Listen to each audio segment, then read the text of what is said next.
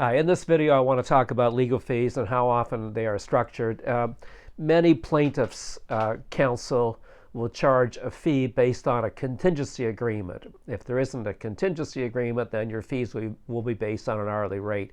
Let me talk first of all about the contingency agreement.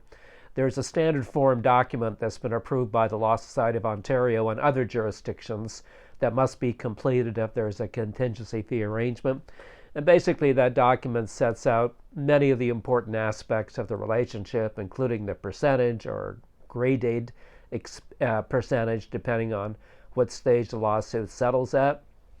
But importantly, that agreement also has a reference to the hourly rate of the law firm that is billing you. And the reason for that is that if the relationship breaks down for any reason, if the lawyer fires you or you fire the lawyer, then the fee to that point in time will be determined by the hourly rate. So that's why that's important. So there's a few other issues to be discussed with respect to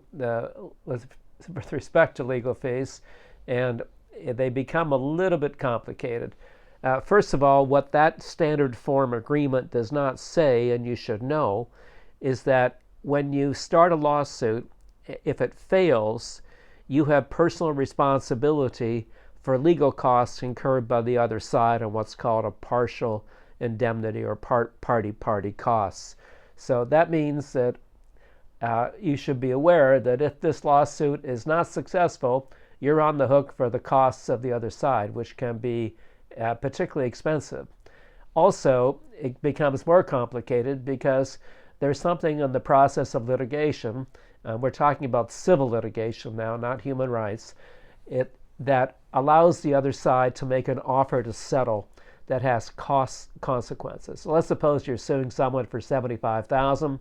The defense says, I think I owe you some money. This is all on a without prejudice basis, but I don't owe you $75,000. I'm going to make an offer to you of $50,000. Again, what that means is that for you to be entitled to costs from the other side, you have to exceed the $50,000 number.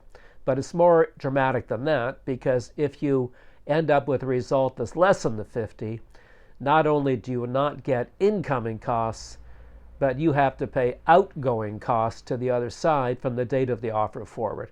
So anytime there's an offer to settle made, red alarm lights should go off, and you should be very comfortable that you're going to beat that offer. If there's any issue about not beating the offer, then there's going to be trouble. So beware of that. The other issue, and this is covered by the standard agreement, that any disbursements incurred may be billed back to you if the lawsuit does not succeed.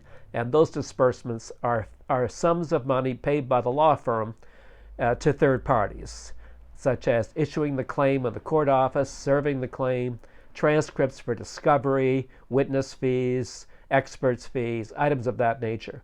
So again, these amounts are going to come off the settlement if there is one. That's not a percentage issue. That's 100% to the law firm. So the law firm doesn't get a percentage of the disbursements, but nonetheless, it's repaid. But keep in mind again that if the lawsuit fails, you are on the hook typically, unless the agreement says otherwise, which I doubt it will, that you're on the hook for those disbursements. So you got to be careful what you're doing.